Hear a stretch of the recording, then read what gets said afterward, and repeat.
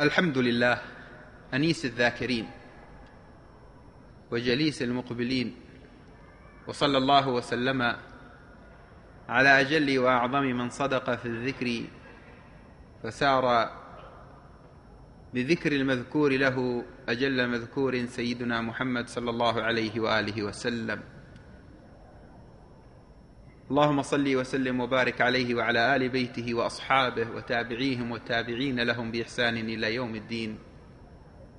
لعلك أخي السائر إلى الله عز وجل قد خلوت بنفسك سويعة بعد مجلس الأمس أو المجلس الماضي، شرعت في الذكر طلبا للترقي في مراتب الذكر. كنا نتذاكر في أن الذكر يبتدئ معنى الحضور فيه مع الله عز وجل بالانصراف عن تشويشات الوجود الذي يحيط بنا، العالم، الخلق، بالخروج من وساوس النفس والشيطان وخطرات القلب. وذكرنا أنه يمكن للمبتدئ في مجاهدة نفسه على طلب الحضور مع الله أن يتصور أمامه ويتخيل حروف الذكر، فيكون أول معنى من معاني حضوره حضور مع الحروف. ثم إذا انصرف عما يحيط به إلى الذكر الذي هو فيه، فليعمل النظر في معاني الحروف التي يذكر الله عز وجل بها، يستشعر معنى إخراج ما سوى الله من قلبه عند النفي والإثبات في لا إله إلا الله، ويستحضر تعظيم الحق عز وجل وتنزيهه في التسبيح إذا قال سبحان الله، ويستشعر عظمة الحق إذا قال الله أكبر. ثم يرتقي بعد الحروف والمعاني إلى استشعار الحضور مع المذكور سبحانه، حيث تضمحل الحروف وتضمحل المعاني، ولا يبقى ساعة الذكر إلا الباقي سبحانه عز وجل، حيث يستشعر الذاكر أن هذا العالم الذي يحيط به هباء يضمحل في مشهده، بل يستشعر أنه هو هباء يفنى في مشهده، فلا يبقى أمامه إلا من يذكر سبحانه عز وجل. ولو تذكرون كنا نقول أن هذا الأمر في أوله يحتاج إلى تكلف، يحتاج إلى مجاهدة للنفس، يحتاج إلى صبر ومكابدة، يحتاج إلى أن تسبقه مقدمة إتقان الفرائض على وجهها. وفي هذا المجلس نريد الربط بين الذكر والفكر وما يثمره ذلك. قالوا إن مراتب الذكر أولها ذكر باللسان، أي اشتغال هذه اللحمة، هذه العضلة، بتحركها بذكر الله عز وجل، وهو عطاء من الله.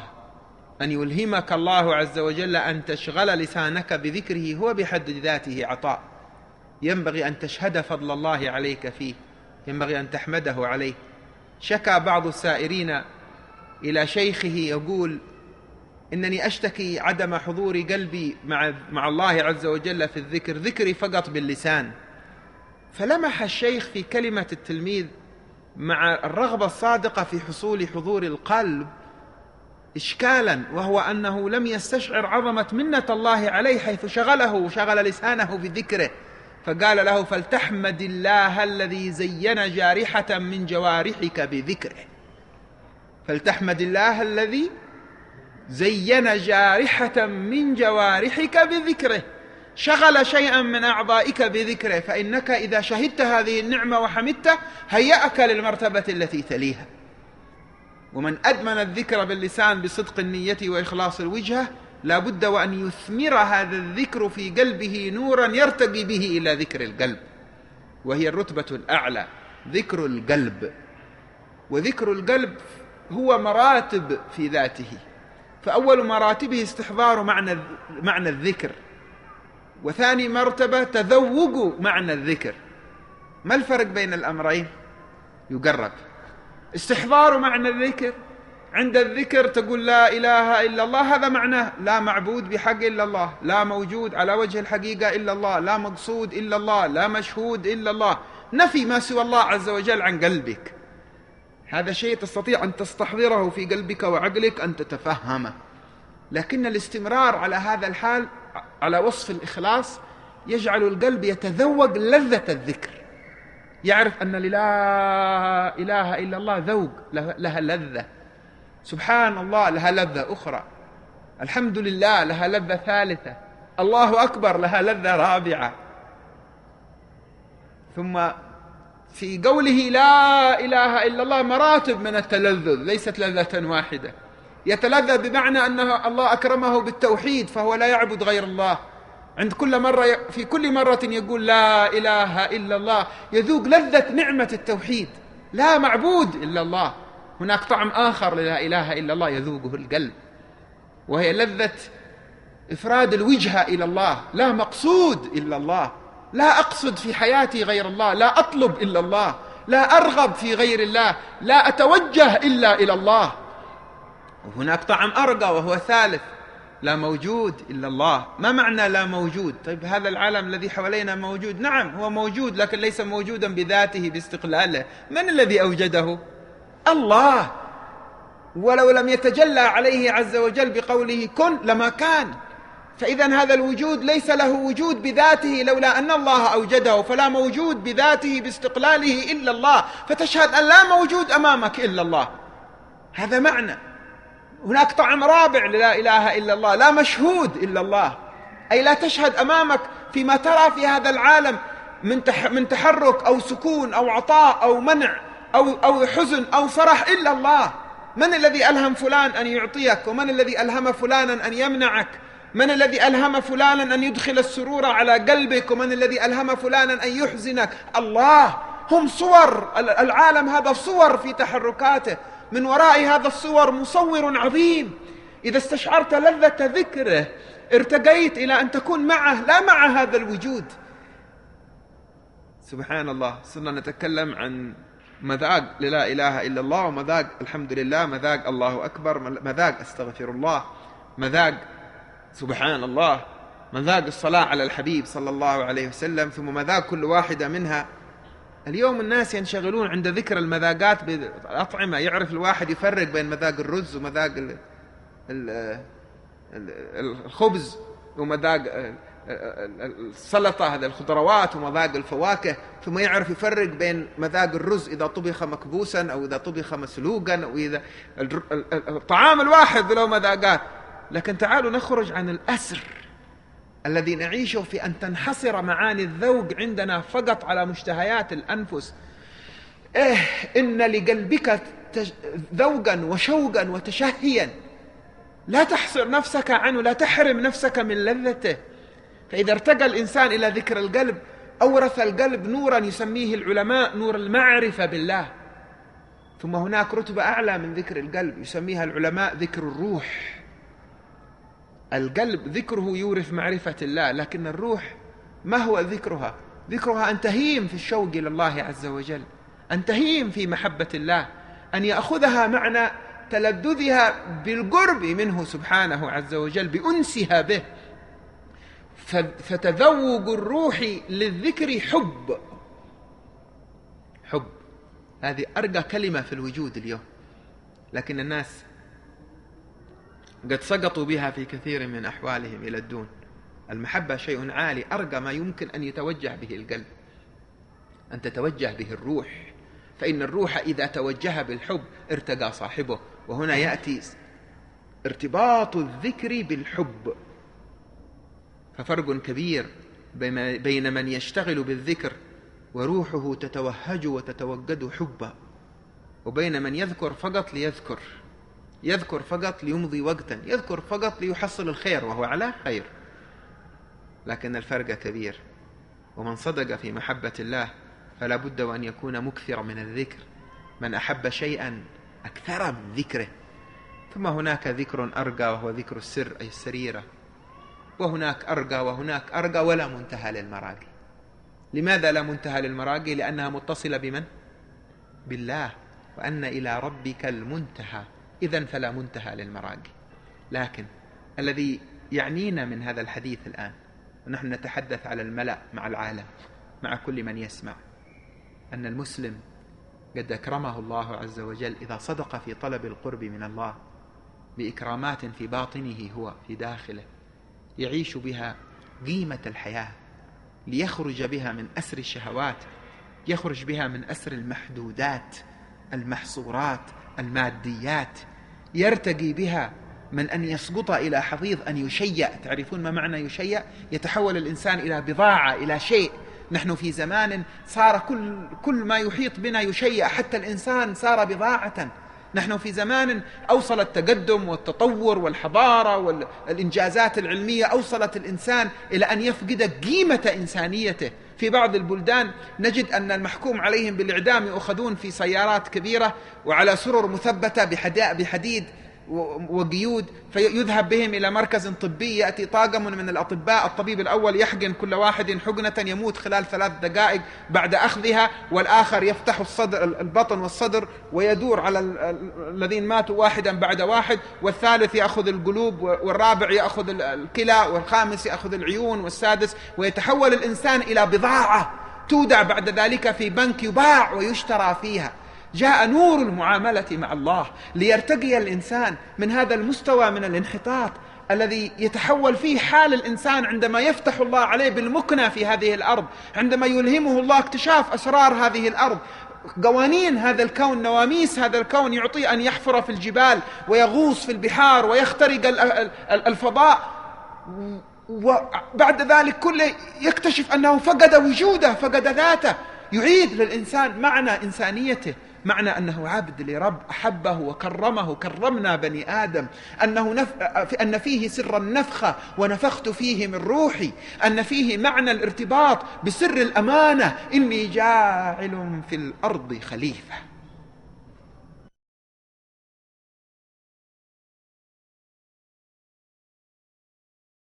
إذا ارتقى الإنسان في معنى يذوق فيه لذة صلته بربه حال الذكر، انفتح للإنسان في باطنه شيء يسمونه البصيرة، يسمونها الفراسة، يسمونه التوفيق، يسمونه الإلهام، يسمونه الفتح، يسمونها المعرفة بالله، يسمونها عين القلب. إنها لا تعمى الأبصار ولكن تعمى القلوب التي في الصدور.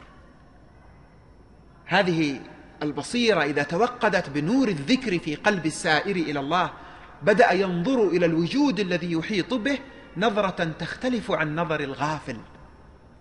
إذا نظر إلى شيء نظر إليه بعين المتبصر. العين إذا نظرت إلى شيء من أمور الدنيا تنظر إلى ظاهر زينتها، والقلب ينظر إلى باطن عبرتها.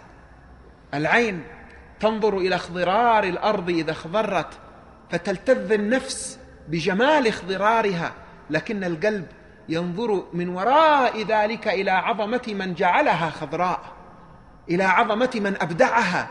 إذا هب النسيم العليل فشعر الإنسان بجمال هذا النسيم إذا هب، أخذت النفس حظها من تلذذها ببرودته وعذوبته. لكن القلب يأخذ شيئا أكبر، وهو أنه يستدل على بالنسيم على من نسمه، على من أجراه، على من أنعم عليه به. إذا شرب أحدنا شربة من الماء العذب فيه شيء من البرودة في شدة الصيف وحرارته، النفس تلتذ مع الجسد بجمال ذلك وعذوبته، لكن القلب يلتذ من وراء ذلك بشهود فضل المنعم الذي سقى سبحانه وتعالى، الذي جعل هذا الماء عذبا. وهنا يأتي الذكر: الحمد لله الذي سقاني برحمته ماء عذبا فراتا ولم يسقني بذنوبه ماء ملحا أجاجا. هكذا حال المريد، هو يلتذ. لا تظنون أن السائر إلى الله، السالك الطالب لمعنى القرب من الله عز وجل، محروم مما يتنعم به غيره من الغافلين. لا والله، إنه يتنعم أضعاف تنعمات الغافلين. هو يلتذ بعذوبة الماء، لكنه يلتذ مع ذلك بما هو أعظم، بعذوبة شهود فضل الذي ساق له له هذا الماء. إذا سمع صوتا جميلا حدا بنغمة جميلة ببيت من الشعر جميل، أخذه جمال الصوت مع جمال النغمة مع جمال الكلمة ليرتقي به مع استعذاب النفس وحظ النفس من الطرب، يرتقي به طربه إلى استعذاب من أودع الكلمات روح المعاني، ومن أودع الحنجرة حبال الصوت هذا الجمال عند الإنشاد، ومن أودع المنشد جمال الإتقان للنغمة عندما ينشد، من أوجد فيها سر تحريك نفسه الله، فهو يعيش معه في سائر أحواله، يرتقي بذكره إلى شيء اسمه الذوق. هذا الذوق يجعله ينظر إلى الحياة ويعيش مع الحياة معنى غير الذي يعيش من انقطعوا عن ذوق لذة الصلة بالله عز وجل، نور الصلة بالله سبحانه وتعالى، فيرتقي في فكره. هذا هو المفكر. اليوم كلمة مفكر في عصرنا شرقت وغربت، وخبط الناس بها فيما ينبغي وفيما لا ينبغي. لكن اسمعوا، هذا هو التفكر. المفكر الذي يعمل فكره فيما يزداد به قربا من ربه، فيما يزداد به معرفة بالله، فيما يزداد به معرفة بالوجود الذي يحيط به. ما من ذرة من ذرات هذا الوجود إلا ولسان حالها يقول الله. وعزة الموجود، ما من ذرة من ذرات هذا الوجود إلا ولسان حالها يقول الله الله. تقول الله خلقني، الله لك سخرني، الله أمرني أن أكون لك مسخرة، الله قد ساغني لك تتنعم بي. هذا المعنى من التفكر يجعل الإنسان ينظر في هذا الوجود في القرآن الصامت، وهو هذا الوجود الذي أوجده الله عز وجل من حوالينا، ينظر نظرة المستعبر فيه الذي يقرأ آيات الله عز وجل، كيف خلق الله هذا الوجود، كيف برأ هذه الأرض بما فيها، كيف برأ هذه السماوات هذا الفضاء، كيف أوجد الماء، كيف أحكم تسيير هذا الوجود بقدرته، كيف براك أنت في نفسك حتى تبصر في داخلك في باطنك، كيف أوجد فيك ما أوجد. هذا التفكر يورث القلب نور المعرفة بالله. هذا نوع من التفكر. التفكر في عظمة هذا الوجود الذي أوجده الله يورث القلب نور المعرفة بالله، يزداد به القلب معرفة بالله، تذوقا لعظمة الله سبحانه. ثم تتفكر فيما أنعم الله به عليك، النعم العظيمة الجزيلة، النعم المحسوسة والنعم المعنوية، نعمة السمع، نعمة البصر، نعمة الذوق، نعمة الألم. تعرف نعمة الألم؟ نعمة الجوع. تعرف نعمة الجوع؟ لولا نعمة الجوع لمت وأنت تسير في الطريق، لأنك لن تبالي بحاجة جسمك وجسدك إلى الطعام. لولا نعمة الألم لمت وأنت تسير في الطريق، لأنه لولا نعمة الألم ما شعرت أنك بحاجة إلى التطبب. كل ما يحيط بك نعم يسوقها الله عز وجل إليك، نعمة الوالدين، نعمة الزوجة، نعمة الأبناء، نعمة الإدراك الذي أعطاك الله إياه. وهناك النعم المعنوية، نعمة الأمن.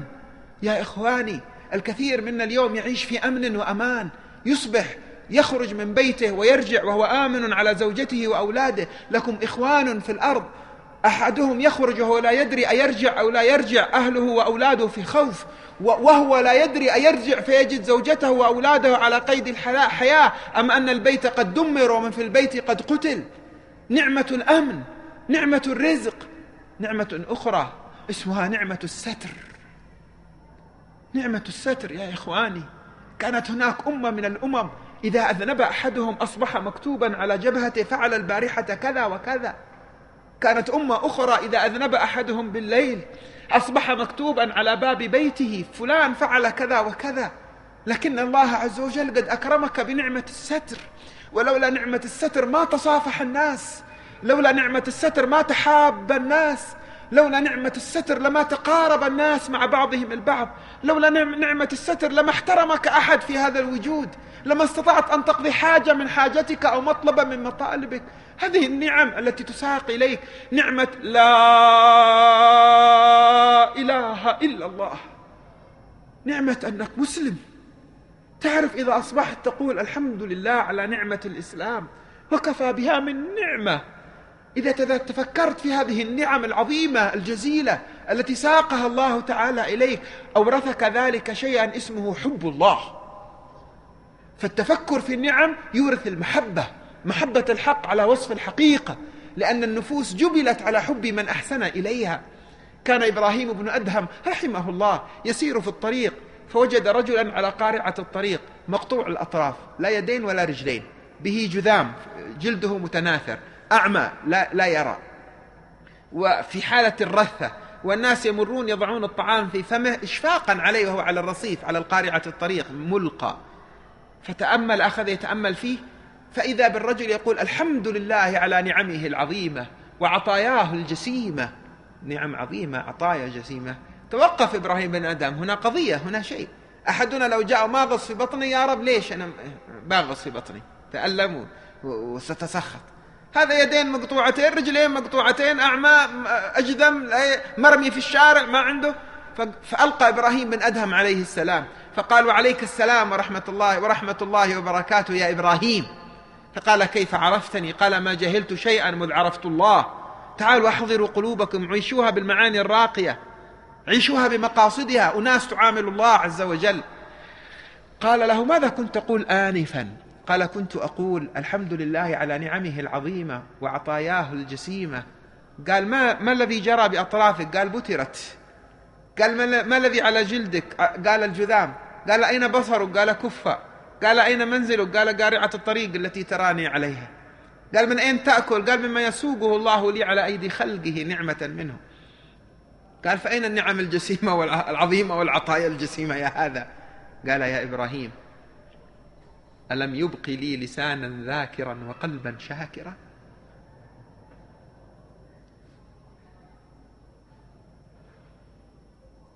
يا إبراهيم ألم يبق لي لسانا ذاكرا وقلبا شاكرا؟ قال بلى. قال فأي نعمة أعظم من هذا؟ فإذا تأمل العبد ونظر في نعم الله سبحانه وتعالى، استشعر عظيم فضل الله، فاض نور الحب في قلبه، استشعر عظمة هذا الرب الكريم. وإذا تفكر الإنسان في الدنيا وفنائها وما تلعب به بأهلها، وكيف تعبث بهم، ترفع أحدهم ثم ترميه وتلقي به، كيف تستر أحدهم فترة ثم تفضحه، كيف تؤذي من أخلص لها وترك إخلاصه لله، كيف تدوس وتستخدم من خدمها، كيف تعبث بأهلها، كيف هي قليلة العطاء كثيرة العناء سريعة الفناء. نبت في القلب نور الزهد. فإذا التفكر في آيات الله وعظمة ما أودع يورث في القلب نور المعرفة، والتفكر في آلاء الله في النعم يورث الروح نور الحب، والتفكر في أحوال الدنيا وفعلها بأهلها يورث في القلب الزهد فيها وإنزالها منزلتها، فتكون الدنيا في اليد ولا تكون في اليد، لا تكون الدنيا في القلب أبدا. هذا معنى أو هذه نفحة نفحنا الله بها في هذا المجلس، أو بداية أو مفتاح من مفاتيح التفكر. لكن الذي يقبل بنور الذكر على ساحة الفكر يفاتحه الله عز وجل ويفتح على قلبه بمعان من هذا التفكر، يرتقي به مرة بأنس، يغيب به مع الله غيابا يفوق غياب السكران الذي يسكر بما يشرب. ذاك يسكر بشرب الإثم، وهذا يسكر بشرب نور التفكر والحب والشوق إلى الله. وتارة يأخذه الله إليه بنور الخوف من الله عز وجل، وتارة يأخذه إليه بنور الأنس بالله، وتارة يأخذه إليه بنور الحياء من الله. أنا قصرت أعطاني، فيتنقل العبد من نور إلى نور، من نور إلى نور. ولنا حديث بإذن الله الملك الواحد الكريم النور في المجلس القادم حول صلة بترقي الإنسان في معارج هذا الفكر ليرقى إلى معاملة الله بهذا الفكر. رزقنا الله وإياكم أنوار الفكر. اللهم حققنا بحقائق الفكر، وأنعم علينا بنعم الذكر، واجعلنا من عبادك الصالحين. ويختم مجلسنا هذا بالدعاء أخي وسيدي الشيخ عدنان السقا حفظه الله تعالى، وهو من كبار العلماء الدعاة إلى الله الذين عرفته وصحبته ورأيت فيه من الصفاء ما الله تعالى به أعلم. تفضلوا الشيخ حفظكم الله. بسم الله الرحمن الرحيم. الحمد لله رب العالمين، اللهم صل وسلم وبارك على عبدك وحبيبك سيدنا محمد المبعوث رحمة للعالمين. اللهم تقبل منا من أعمالنا ما كان صالحا، وأصلح منها ما كان فاسدا، وأصلح فساد قلوبنا، وأصلحنا ظاهرا وباطنا يا مصلح الصالحين. اللهم اقسم لنا من خشيتك ما يحول به بيننا وبين معاصيك، ومن طاعتك ما تبلغنا به جنتك، ومن اليقين ما تهون به علينا مصائب الدنيا. اللهم متعنا بأسماعنا وأبصارنا وقوتنا ما أحييتنا. اللهم لا تجعل الدنيا أكبر همنا ولا مبلغ علمنا، ولا تسلط علينا بذنوبنا من لا يخافك ولا يرحمنا. اللهم إنا نسألك الخير كله عاجله وآجله ما علمنا منه وما لم نعلم. اللهم زدنا حبا فيك وبأحبابك. اللهم اجعلها دروس ترقية وتطبيق ونهوض واستنهاض ورقي وحضارة وتقدم برحمتك يا أرحم الراحمين. اللهم صل وسلم وبارك على عبدك وحبيبك سيدنا محمد، واختم لنا بخاتمة السعادة أجمعين. سبحان ربك رب العزة عما يصفون، وسلام على المرسلين، والحمد لله رب العالمين. الفاتحة.